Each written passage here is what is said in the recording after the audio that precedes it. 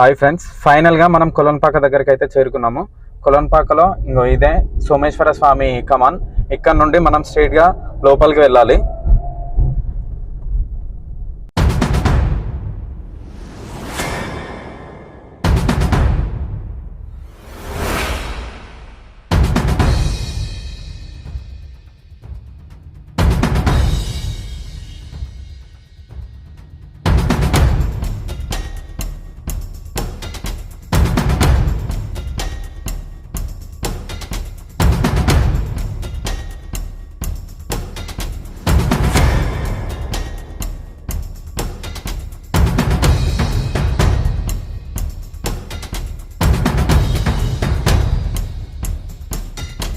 యాదాద్రి భువనగిరి జిల్లాలో ఉన్న ఆలేరు మండలంలో కొలన్పాక అనే గ్రామం ఉంది. కొలన్పాక గ్రామంలో శ్రీ సోమేశ్వర ఆలయం చాలా ఫేమస్. మనం ఇక్కడికి సోమేశ్వర ఆలయాన్ని దర్శించుకోవడానికి ఈరోజు వచ్చాము. ఫస్ట్ మనం సోమేశ్వర ఆలయం దర్శించుకోవాలంటే ముందు మనకు మండపాలు ఉన్నాయి. మండపాలనే మ్యూజియంగా ఇక్కడ చిత్రీకరించారు. వీటిని ఫస్ట్ మనం మండపాలని దర్శించుకున్న తర్వాత సోమేశ్వర ఆలయంలోకి వెళ్దాం. మనకు ఫస్ట్ మ్యూజియం ఎంటర్ అవుతున్న దగ్గరనే మనకు గణేశుని విగ్రహాలు అయితే రాతితో చెక్కబడి ఉంటాయి. ఇవి చాలా పురాతనమైన కూడా చెప్పుకోవచ్చు. మనట్లయితే రాతి చక్రాలు కూడా ఉన్నాయి. అప్పటి కాలంలో రాతి చక్రాలను రథానికి ఉపయోగించేవారు. ఈ చక్రాలను అసలు రథాలకు ఉపయోగించి చూశారు అంటే ఎంత బలిష్టంగా ఉండేటోళ్ళో ఆ రోజులలో ఈ చక్రాలను చూస్తే అర్థమవుతుంది మనకి. అండ్ పక్కనే మనం చూసుకున్నట్లయితే ఇక్కడ కాలభైరవ విగ్రహాలు. ఫస్ట్ మనం మ్యూజియంలోకి ఎంటర్ కాగానే ఇక్కడ వర్ధమాన మహావీరుడి విగ్రహం ఉంటుంది. మనం ఇలానే ఇక్కడ కోటి లింగాలలో 101 లింగాలు ఇక్కడ స్థాపించారని వాడుక.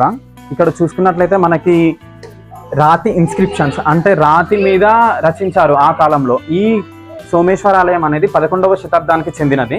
ఆ కాలంలో కట్టినారని చెప్పేసి వాడుకలో ఉంది. ప్రతి ఒక్క రాతి మీద మనకి ఇక్కడ ఇన్స్క్రిప్షన్స్ అనేటివి కనబడుతున్నాయి. శిథిలమైన విగ్రహాలు, శిథిలమైన పిల్లర్స్ అనేటివి చాలా ఉంటాయి ఇక్కడ. మనం చూసుకున్నట్లయితే పెలిగ్రిమ్స్ ఇవన్నీ రాతి మీద ఇన్స్క్రిప్షన్సే. ఆ ద్రావిడ శైలిలో రాసారు ఇవన్నిటిని. మనం చూడని మహిషాసుర మర్దిని 10వ శతాబ్దానికి చెందిన విగ్రహం ఇది. ఇక్కడ ఎన్నో విగ్రహాలు చాలా చాలా ఉన్నాయి. కాకపోతే అన్నీ కూడా శిథిలమైపోయినాయి. అంటే వాడుకలో లేక ఇన్ని రోజుల నుండి ఇవన్నీ ఎవరు పట్టించుకోక ఇవన్నీ ఈ విధంగా ఉండిపోయినాయి.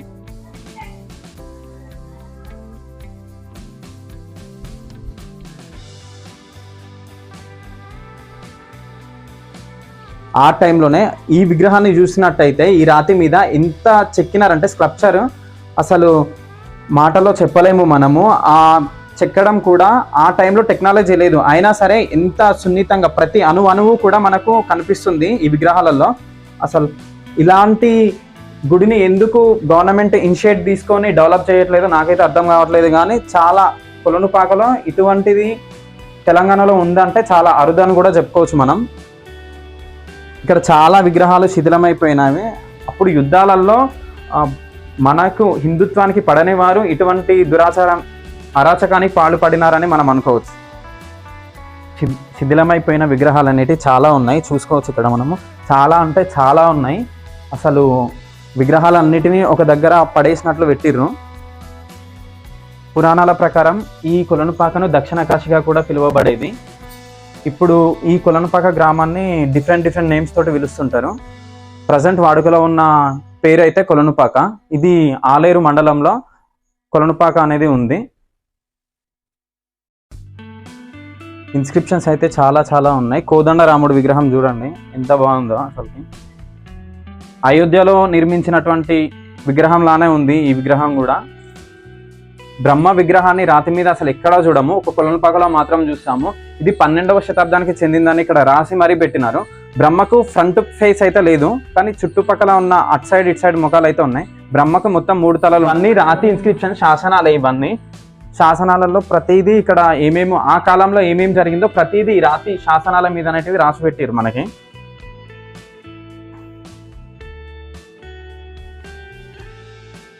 ఈ మ్యూజియంలో నుండి స్ట్రైట్గా వెళ్తే మనకు వీరభద్రస్వామి టెంపుల్ అయితే వస్తుంది. ఇక్కడ చూసుకోవచ్చు వీరభద్రస్వామి లోపలికి వెళ్ళి దర్శనం కూడా చేసుకోవచ్చు మనం.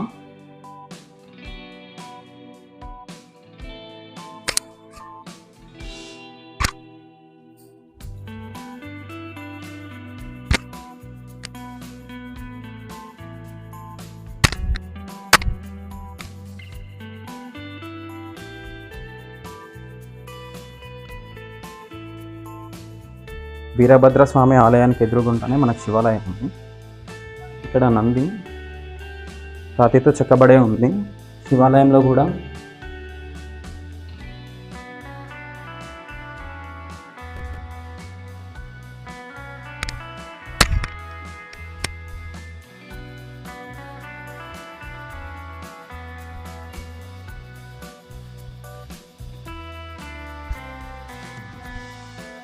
ఇవి ఆ కాలంలో సేద తీరడానికి పెట్టిన బసతులు అని చెప్పుకోవచ్చు.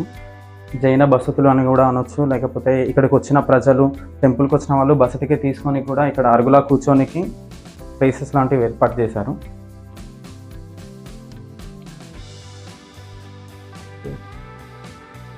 ఈ పిల్లర్లన్నీ ఇంటర్లాకింగ్ సిస్టమ్ తోటి కట్టినారని అర్థమవుతుంది మనకి. అసలు చూడండి, ఆ కాలంలో టెక్నాలజీ లేని కాలంలోనే ఇంత అద్భుతంగా కట్టినారంటే చాలా గొప్ప అని చెప్పుకోవచ్చు.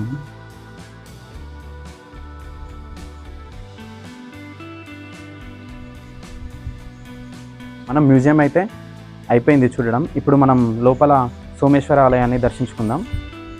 మనం గర్భగుడిలోకి అయితే ఎంటర్ అయినాం. గర్భగుడిలోకి ఎంటర్ కాగానే మనకి ఇక్కడ పెద్ద శివలింగం అనేది ఉంది. ఇక్కడ మనం చూసుకున్నట్లయితే సోమేశ్వర ఆలయం అనేది పంచపీఠాలలో ఒకటి. ఇక్కడ సోమేశ్వర ఆలయం పంచపీఠాలలో ఒకటి, రెండవది ఉజ్జయిని, మూడవది కేదార్నాథ్, నాలుగవది శ్రీశైలం, ఐదవది కాశీపట్టణము. మనకు ఈ 5 పీఠాలు అనేటివి పంచపీఠాలలో ఒకటి మన కొలనుపాకలో ఉంది. ఇది దీని ప్రత్యేకత. ఇక్కడ కొలనుపాకలో అష్టదశ పీఠములు 18 ఉన్నాయి. ఇవి వారి వారి వర్గాలకు చెందిన పీఠాలు అనేటివి మనకు కొలనుపాకలో కనిపిస్తూ ఉంటాయి. మనకి ఆ కాలంలో ఉన్నటువంటి కాలభైరవ స్వామి విగ్రహం.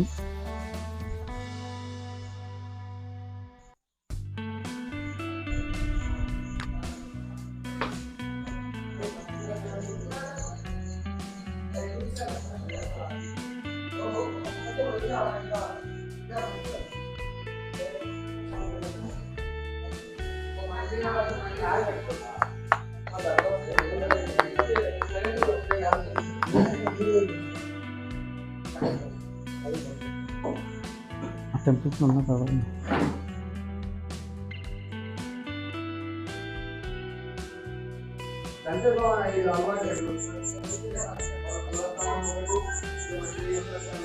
మనకు సోమేశ్వరాలయంలో మొత్తానికైతే 5 విగ్రహాలు, 5 శివలింగాలు అనేవి ఉంటాయి. మనం చూసుకున్నట్లయితే ఎంట్రన్స్లో ఒకటి, మధ్యలో ఒకటి, ఇదొకటి, లాస్ట్ గర్భగుడిలో ఒకటి, మొత్తం 5 విగ్రహాలు ఉంటాయి.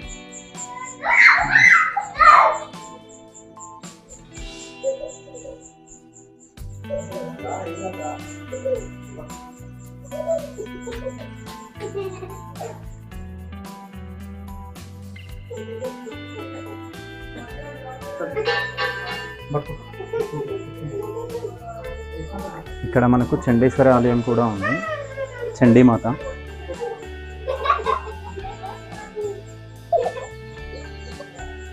గర్భగుడి పక్కనే మల్లికార్జున స్వామి టెంపుల్ కూడా ఉంది. గర్భగుడిలోకి ఎంటర్ అయితే మనకు సోమేశ్వర శివలింగం అనేది కనిపిస్తుంది. ఇక్కడ శివలింగం మనకి నంది గోపురం వలె ఉంటుంది, చూసుకోవచ్చు. దాని వెనుకనే మనకు సోమేశ్వర విగ్రహం కూడా ఉంటుంది. శివలింగం మీద సోమేశ్వరుడు అంటే శివుడు నిలబడినట్టుగా కనిపిస్తూ ఉంటుంది.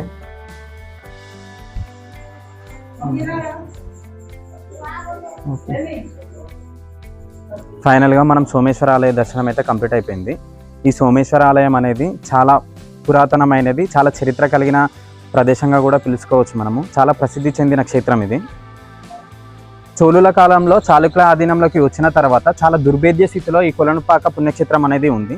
తర్వాత మనకి కాకతీయుల కాలంలో చాలా పుణ్యక్షేత్రంగా పిలువబడింది. ఎన్నో పూజలు ఘనంగా నిర్వహించేవారు కాకతీయులు.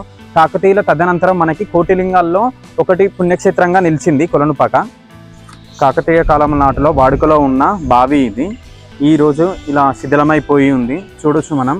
ఆ కాలంలో రాణి రుద్రమదేవి ఎన్నో చెరువులు, బావులను తవ్వించింది. అందులో ఈ బావి కూడా ఒకటి. మీకు కనుక ఈ వీడియో నచ్చినట్లయితే please like, share, subscribe and comment, press the bell icon. ఇంకా ముందుకు మంచి మంచి వీడియోలతోటి మీ ముందుకు వస్తాం.